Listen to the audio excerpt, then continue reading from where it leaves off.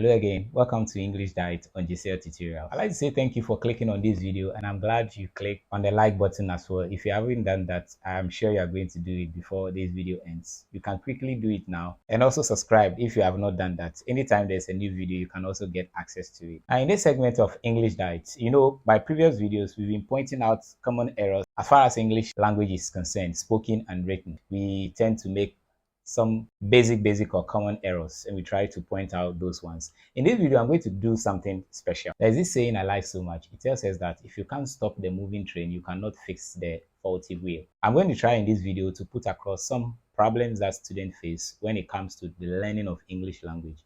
And if we're able to identify the problems, we can solve, because we can't be solving a problem or a difficulty or a challenge when we actually don't know what we are solving. So problems are there to be identified as far as learning of English language, especially as second language is concerned. Yeah, so these are current issues that students come across or face when it comes to the learning of English language, especially on the part of the non-native speakers. Now, non-native speakers are the ones who don't have or speak the English as their mother tongue, but they are trying to learn. The research or studies have shown that these problems are natural. So I believe that this video will be helpful for teachers of a language and also students who are also learning the English language as second language. And we are able to identify these problems. It helps to adopt new strategies, and that's for teaching and also strategies for learning as a student. So you can also become very perfect or close to perfect in spoken and written English. So let's start off with the first problem or the first issue. The first issue has to do with background, the background of the learner. There are so many interaction that goes on between the non-native speaker and its background or environment. The background where the learner is coming from can be a barrier in terms of interactions that go on in that community. As we find ourselves in different geographical locations, our lifestyles are different culturally, and then also in terms of social interaction, things are different. And when we have learners who are non-native speakers trying to acquire language or trying to understand the English language, the background that they come from tend to interfere in the new information they are trying to acquire. Let me give an example. For instance, if you take a lot of people who are non-native speakers, let's say in African countries, if you give them a passage to answer, and the passage has information about the seasons, and the seasons have to do with summer, winter, spring, autumn. There are some parts of Africa, especially when it comes to that sub-Saharan West Africa, they have this tropical zone, and that is the season they experience, so the dry and wet season.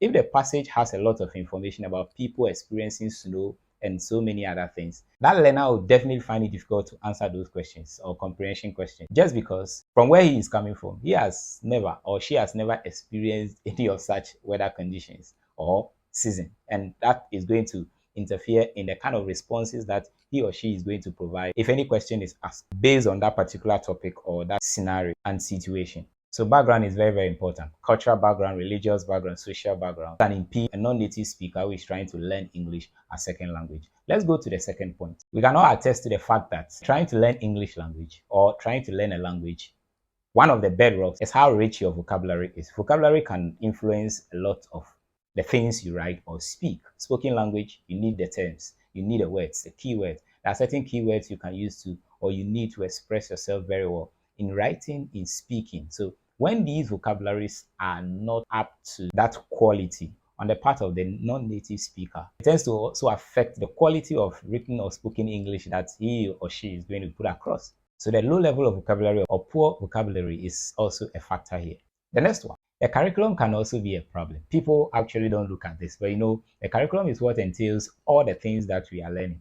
If a curriculum design is poorly structured and it does not cover the things that the learners should learn and how they should learn them, the materials that are put there, the items that are put there. Now, if a curriculum is designed to make the language holistic, it means that the teachers are going to accept, even if they are teaching different subjects, and know that other subjects like math, social studies, history, geography, integrated science, all the other subjects that they know that, okay, the medium of communication that can make the children understand these concepts is English. So they need to build their English or their understanding in the area of the English language to also comprehend the information provided in these various subjects. So if the curriculum is not structured in that manner, there's going to be a lot of challenges, because the students are going to now isolate the things that they learn in English and thinking that they can deal with just English without looking at or applying or linking them to the things that they have to learn in science and some other subjects. Therefore, the planning and the structuring of the curriculum must be looked at critically if we want the learner to improve in learning English as second language.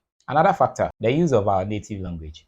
A lot of learners feel comfortable when they are using their native language, and that's fine. The mother tongue is very powerful. Indeed, they have to learn and know also the vocabularies over there and the language rules to make sure that they are able to express themselves very well. If the learner is always comfortable analyzing or process information only in the local language, it is going to impede the progress to overcome the challenges in learning English as second language. So I know schools may try to ban the speaking of vernacular totally in their schools, but that is not helpful because the local languages or the native language or the mother tongue are also taught in most of these schools and in all the schools, and therefore it's also good.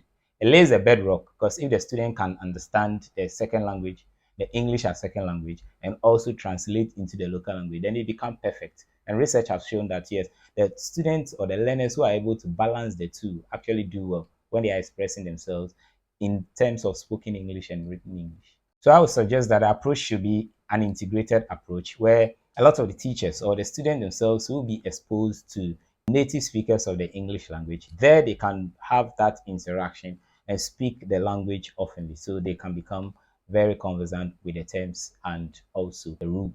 The next factor, we'll talk about poor speaking skills. There are challenges trying to identify the right dialect or even accent. So when this happens, it means that having an interaction with the native speakers can improve this situation. So when you go to multicultural school environment, we have people over there.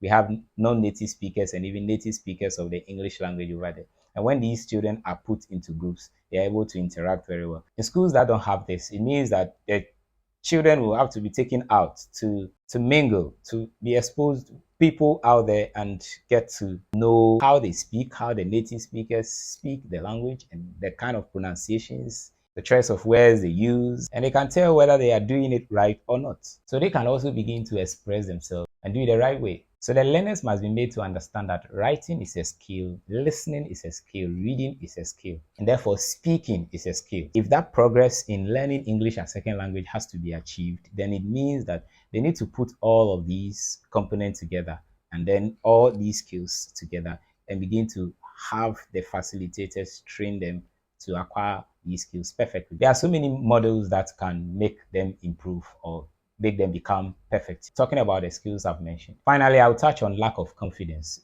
Low level of confidence can also influence it.